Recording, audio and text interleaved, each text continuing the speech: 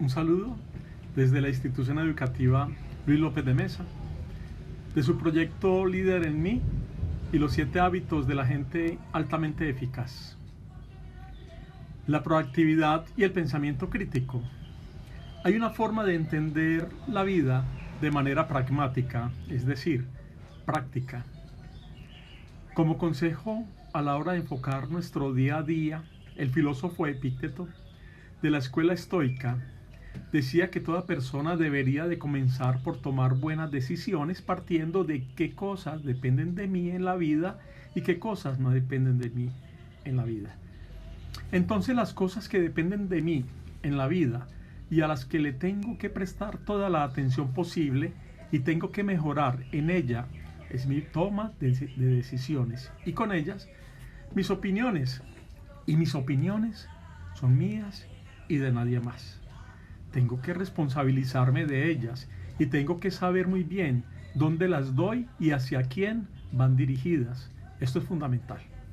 En el siglo XXI, cuando las redes sociales, con la velocidad de transmisión del mensaje o de la indignación, está por encima del análisis reflexivo, entonces la primera cosa que debes de tener en cuenta es que tus opiniones son tuyas, cuídalas. Segundo, tus aspiraciones. ¿A qué aspiras en la vida? Es algo que tienes que decidirlo tú, desde tus circunstancias y en tu propio contexto. ¿Cuál es el problema? Que al final las aspiraciones vengan desde afuera y tengas que importarlas. Cuando tú importas una aspiración a nivel personal o profesional, estás poniendo en manos de alguien externo lo que quieres hacer en la vida. Eso te puede causar una gran insatisfacción. También dice Epicteto, sé consciente de tus limitaciones. Son tus limitaciones y por lo tanto debes aceptarlas como vienen. Pero primero conócelas, que ellas no te vengan impuestas. Que no vengan desde afuera, sino que seas tú el que sea capaz de manejar esas limitaciones. Y por contra cosas que no dependen de ti y a las que no les deberías de prestar tanta atención o te deberían de afectar tanto desde el principio las opiniones de los demás van a opinar constantemente de nosotros, de ti, de mí, y se intenta darle la medida oportuna a cada opinión. Yo en eso siempre añado, las personas que quieres, las personas que te quieren, sus opiniones son positivas para ti. Porque en realidad son personas que te tienen aprecio, pero el resto de opiniones, y en esto las redes sociales pueden hacerte mucho daño, tanto positiva como negativamente. Suena raro, pero es así, y estas lo pueden destacar cuando se intenta educar a los jóvenes en el uso de las nuevas tecnologías. Te vienes muy arriba de ánimo cuando recibes muchos likes. Si le dan mucha importancia cuando las redes sociales te están encumbrando, a la primera crítica que venga, también le darás importancia. Segunda cosa, que no depende de ti, son los afectos de los demás. No puedes empeñarte en que te quieran ni en que le gustes a todo el mundo. Así es que intenta buscar una identidad, pero no intentes que los demás tengan unas emociones hacia ti que tú consideres oportunas o no. Y la tercera cosa que creo que también es algo fundamental es que una persona tenga en cuenta que no depende de uno los logros de los demás. Es decir, hacia donde los demás vayan y lo que consigan no dependen de ti. Así es que no dejes que te afecte. Y si son amigos, alégrate por ellos, pero no te obsesiones con igualar los logros de los demás, sino pon una meta en torno a ti y no en torno al otro. Desde esa perspectiva, la filosofía, te vas a la parte pragmática, vaya a las enseñanzas del día al día.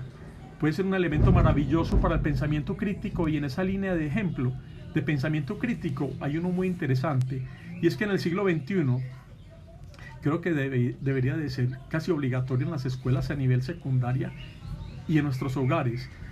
Y es que el pensamiento crítico tendría que funcionar a la hora de entender los titulares de prensa que se suelen dar en las noticias, que en algunas ocasiones impactan esa parte emocional.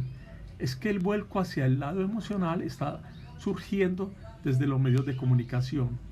Es tan potente que están nublando la capacidad primaria de razonamiento que deberíamos de tener nosotros.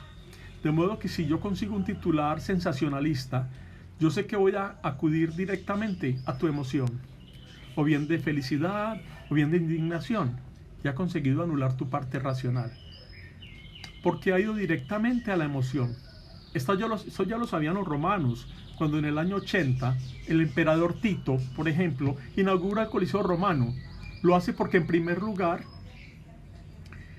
en el año 79, un año más anterior, había estallado el volcán Vesubio y se había llevado por delante a Pompeya y a Herculano. Y en el año 80 un incendio asola el tercio de Roma y encima una plaga. Creemos que era la peste que se lleva a la gente. Y parte de esto, Tito ve que se ha ido remontando y poco a poco él empieza a buscar una solución porque ve que su reinado, ¿sí?, va a claudicar, y decide inaugurar el Coliseo y acelera la finalización del mismo, pero instaura 100 días con sus mañanas y tardes de espectáculo gratuito para todo el pueblo de Roma, y todos los días en los sótanos del Coliseo se hacían 1000 hogazas de pan y se repartían en los descansos a todo el público. A partir de ahí, el reinado de Tito permaneció sin ningún problema, porque sabía que se había ganado al público a base de dos cosas muy sencillas: pan y circo. En el siglo XXI, el pensamiento crítico tiene que estar teledirigido para darnos cuenta de que si no utilizamos esa capacidad de análisis de la realidad, al final se impone el circo y estás constantemente en una dinámica de entretenimiento que hace que no estés atento a lo que realmente hay de fondo. De ahí la insistencia de que intentamos educar a los estudiantes de una perspectiva con un foco de apertura ancha, porque si olvidamos el contexto al final, cuando descontextualizas, estás olvidando la verdad y la realidad. Que tengan ustedes un bonito día.